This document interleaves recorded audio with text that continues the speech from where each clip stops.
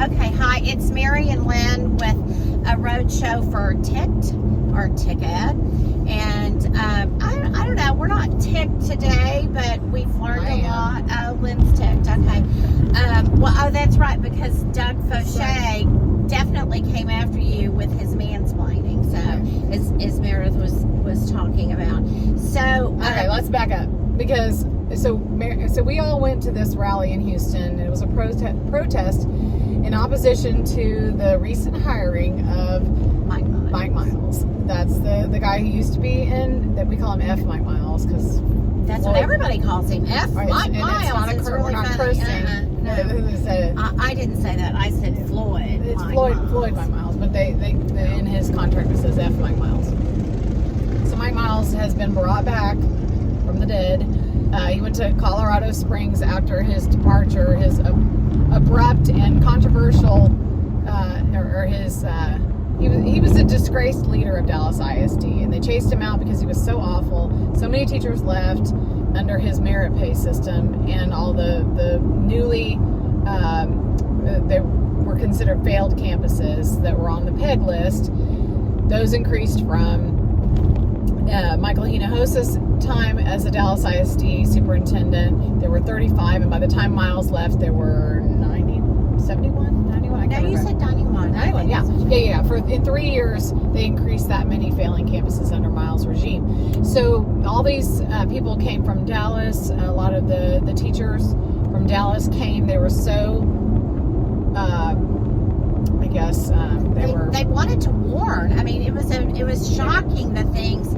I had no idea. It was so important for them to be there to sound the alarms to Houston, because Mike Morath, the Commissioner of Education, has appointed a completely new board. They removed the democratically elected trustees from Houston, and we can argue, okay, yeah, Houston was corrupt, Houston was a problem, but Houston is performing better than Dallas by all accounts. But I mean, listen. But they're taking over Houston, not Dallas. The other thing is the corruption is just, I mean, the corruption at TEA is just as great as the corruption in that's a good point. At Houston, and there a lot of the Houstonians, it seems, are put out because of an Apollo Bill Gates contract or grant that was $60 million, and that it was misappropriated. But anyway, that's not. So I was just saying, this is the first time I've ever been to a rally. I don't particularly think that rallies move the needle.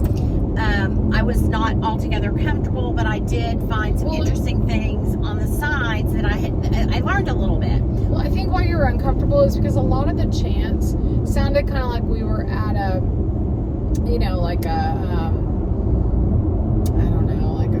most of the people there were from labor orgs and left-leaning organizations, and they were chanting things that really had nothing to do with education. Some of the chants were really great, like, these are our schools, these are our public schools, and the other things about, Miles, go away. They want him to go away. Right. They're removing the democratically elected voice of the people, and that is unacceptable. And so we were thinking, okay, where's the balance here? Like, where are all these other, where is this should be a left-right protest, not just the left. And so and they were also saying, like, about democracy. Well, we're not a democracy. They were wrong about that. They kept saying this is, we're fighting for democracy. America is a constitutional republic with representative government, and we the people are supposed to elect them. We're not a democracy, and I won't go into the reasons about mob rule and all that. We're not a democracy, but the left they bought the lie, like even the League of Women Voters, they always say protecting democracy, defending democracy. We're not a democracy, so that was driving us crazy in our, like, deep in our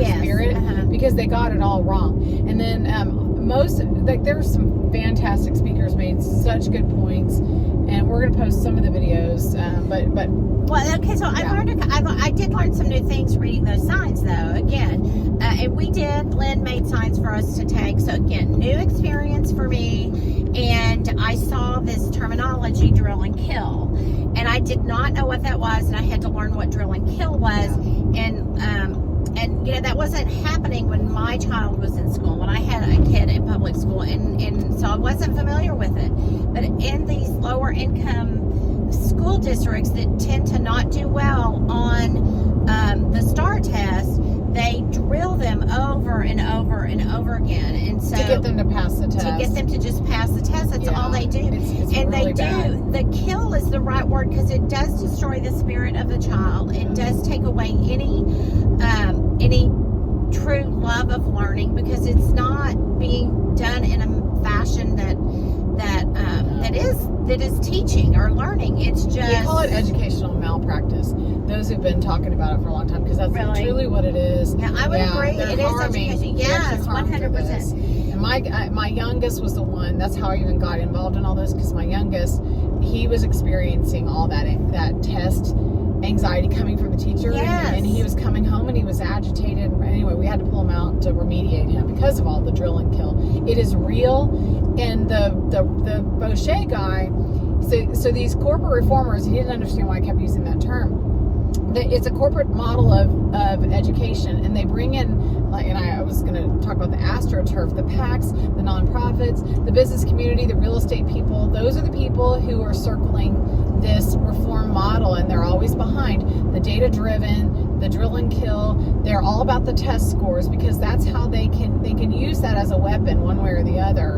And it's criminal what it does. And I know Meredith sees this, and she's a PE teacher, and the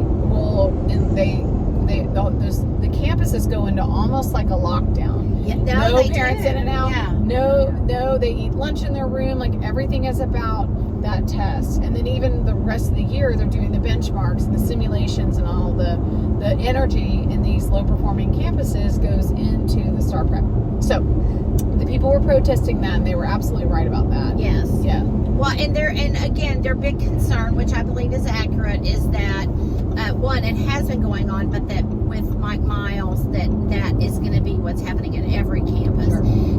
Military. He comes from the military. No surprise. Yeah, and so we, Dr. Pat Huff met us there, and he testified as well. He had a fabulous testimony. And he wrote a book on the takeover. Yes. Through the accountability system and the control of information and knowledge. So he was perfect to He was perfect. Yeah. And he does live in the suburb of Houston, so it definitely is close to home for him. So I asked him though about this drill and kill, and we were talking about it, and I had said that recently I had been feeling a real push that we're not having enough outdoor time from research and things, and that I know there was a period of time where they experimented in the success of the kindergarten through 5th grade went up when they took more breaks during the day to go outside and to let these kids have, recreation. And I think it's super important. And he told me that if they're not meeting the benchmarks and they're not doing well, that they take that away from them. So it's really punitive, and I think it's counterproductive to be doing that. Meredith can concur. Meredith is a physical education teacher, and she can talk to us about what she saw. I think it was her first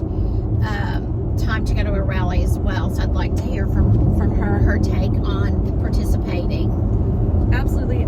So I had, again, not been to a rally quite like that. I've been to several board meetings at other schools, districts, but it was very interesting watching how that was all going on. I do believe bringing everybody together on that one foundational thing of academics and bringing in, we need that classical education to come back, and it's that pencil and paper and, math and arithmetic and English and reading and writing and cursive. And I think that this drill and kill is all about just teaching to the test. And it is true, if the kids aren't getting to where they need to be, they are taking out of, like, I'm elementary, so they're taking out of PE, they're taking out of art, they're taking out of music, all those special classes. The teachers hold them back to get them to where they need to be. Wow. Watching that particular meeting was very interesting. I believe that, like Lynn mentioned earlier, the left and the right, we have to come together. There's this same thing that we have, and we need to unite on getting that put together. But watching this Mr. Fauché guy come around and have this conversation and start off with he was attacking Lynn. Yes, Lynn mentioned something. Well, and I didn't even feel attacked. It was condescension. Yes. A complete. It was like he could not hear what I was saying. And the thing is is I have the data to back up what I'm saying. I'm not just spouting off my emotions and feelings. And it was the condescension and that he was somehow the authority on this. When I'm a public school parent, I've been in this battle for it's been almost 10 years that I've been studying the reform agenda, and he is the textbook case. Wealthy guy, starting PACs, funding the reform all the way up to Jeb Bush, and then but he also is an investor in a charter. And he's an investor in charter school. He has a conflict of interest. Yes. And so he has a direct conflict of interest. He has an invested interest in the charter schools undermining and replacing the public schools, and he refused to accept the fact that, I mean, we have all the data to prove that the charter schools, anecdotally, they might be better, this campus versus this campus in your neighborhood, like, down the street. But as a whole, Texas charter schools do not outperform and I would say even the abysmal public schools. Like, I own that our public schools have major issues, but it's by design, and through the accountability system and through other means they have attacked the schools, and that's why they're performing. And then there are other issues like the degradation and the breakdown of the family. Absolutely, that contributes to it. So I there's multiple reasons, but he was so condescending, and his solutions are always about removing the privatization. Yeah, it's privatization. Because what do you mean by privatization? Privatization means you literally take public dollars and you shift them into private hands. So I want to talk about the for dollar. profit, and this is a captive market. I asked him about the social impact thing. Yeah, because he's all for the consultants coming in. He says Miles is going to eliminate he's going to get rid of all those consultants. Okay, great. We would argue, yeah, we need to get rid of the consultants. Yeah, but I mean, are you and kidding me? If Houston. his salary alone. But they're bringing in the more bad consultants, just their version. Right. This is what these privatizers do. They want to control every aspect. They want to control the board. If you look at the whole cabinet that Mike Miles has brought in, they're all social impact architects and business and consultants and people they have cherry picked. And the only reason they picked them is because they are behind. Like Carrie Briggs, she comes from the Bush administration, and she's all about the Bush reforms, which were bipartisan. Bush and Ted Kennedy passed No Child Left Behind. So this is a bipartisan takeover. And I corrected one of the gentlemen in the audience when he's like, this is a white Republican thing. I'm like, I may be white. I'm not, you can't accuse me of being Republican. I don't align with any of this stuff when it comes to this. Okay, but it's bipartisan. Let's stay away from the political piece of it, because both sides have Well, I'm a conservative, though. But everybody's got their hands dirty. This is bipartisan. If they're elected, they have their hands dirty on education. So, but what I do want to talk about is what's happening specifically in Houston. The other thing that I learned there is that this appointed board has already been educated and trained by Leadership ISD. Started by Meredith back when he was in Dallas ISD. AJ Crable has already been there, and that he told them that they were not to worry about the financial accountability piece. Right. Lone Star governance, they don't care about the finances. They do not care about the finances. So the citizens are in an uproar.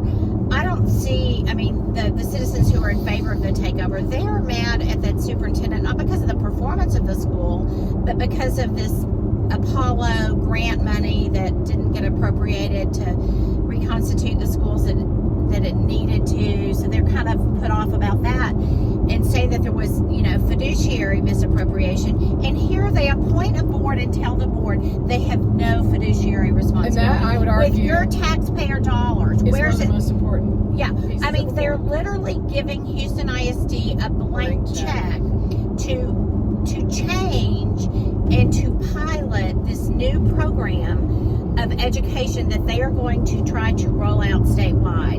And you need to keep your eyes on this, because it is going to privatize. That's what this whole 88th legislative session was about. Yeah. The privatization, a move to privatize every school in the state of Texas and to get rid of any local input, any representative form of input into the education system, regardless of whether they're failing or not. The schools that are successful, they're going to create a financial burden by the unfunded mandate. We're not getting that money back. Yeah. People think if you take over Houston, we're going to get rid of all those bottom feeders, and you're going to put this corporate professional board in there. No, nothing will change. Will not move the needle. But they'll just shift the money to different bottom feeders. But you need to know that an agency has taken over, the Texas Education Agency, The agency. that nobody holds accountable. Not one elected official is willing to hold them accountable. They continue to give them more and more money, and now that very organization has given a blank check and said nobody's going to hold you accountable for it.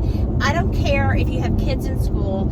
I don't care if you. No, we're all paying for it. I mean, this is your tax dollar, and we are being incrementally. The taxes are going up and up and up. There is no relief of taxation in sight, and there is no government agency willing to say anybody is going to be accountable for it. And as a citizen, I don't care which party you belong to. I don't care if you haven't voted. It is time that you vote. It is time that you stand up.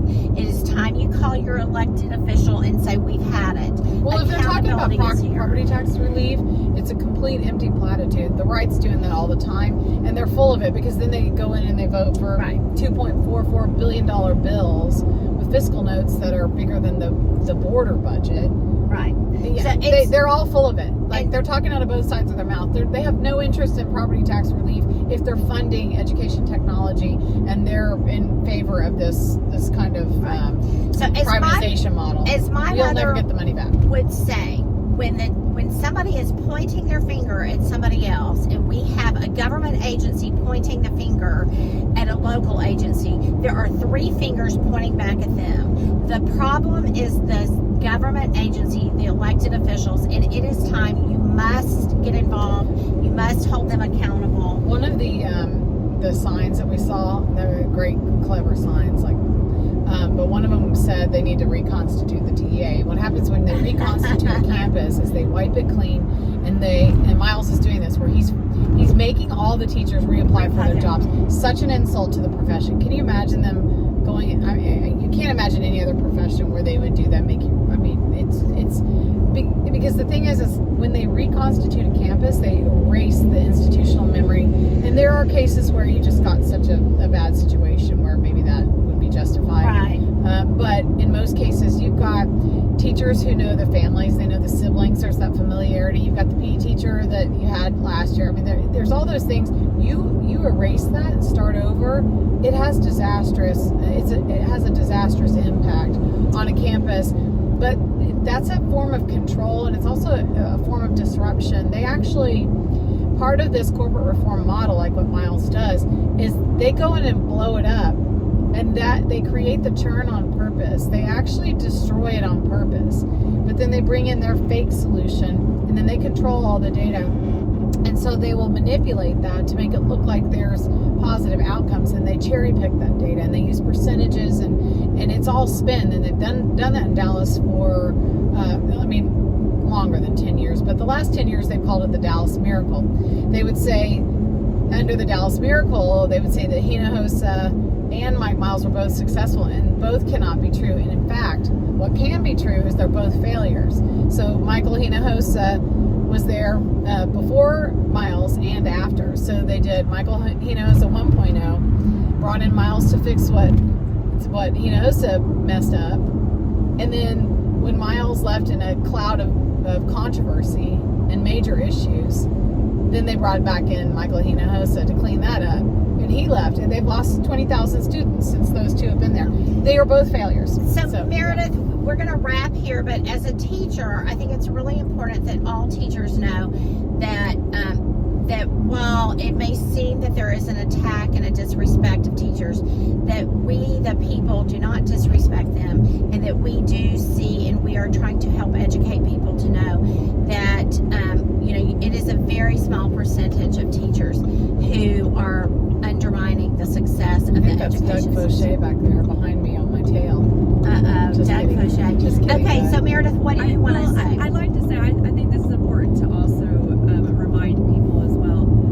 Teachers really are trying to do the best they can. And I believe I've talked about this a lot just in conversation with people. We have teachers here, and most teachers do follow the rules. So they're doing what their bosses tell them. That's a good point. And principals are doing what the admin tell them. And so the people that are at the top, like superintendent, school board, and then the bottom, the admin right below that, are the ones calling the shots.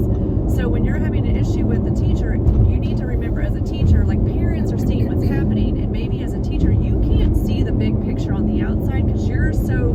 Yes. trying to do what you're being asked to do, and that you can't even see that it's not right, you know, like, so I think we need to really remember as teachers too, we have to teachers and parents have to kind of combine now, like we are on the same page, like we want parents to help our kids be successful, the parents want the teachers to help the kids be successful, and the only way we're going to do that is again bringing that all together and bringing that unity together, because we all want success, and we don't want it to be a pipeline. We want it to be each child having that ability to think, having that time in enrichment time, having that time in art class, in music class, in PE, so they can experience the world and figure out where they are successful, what their interests are, what they enjoy doing. And if we keep this going, we're not going to get our children to experience those things. That, very true. Thank you for that. Okay, you guys, you can find us on Facebook at Families Engaged for Effective Education. And we have a page, and then we have a group. Ask to join the group, answer the questions, or you can find us at www.familiesengaged.org. Thanks for checking in on TICT, and we'll see you next time.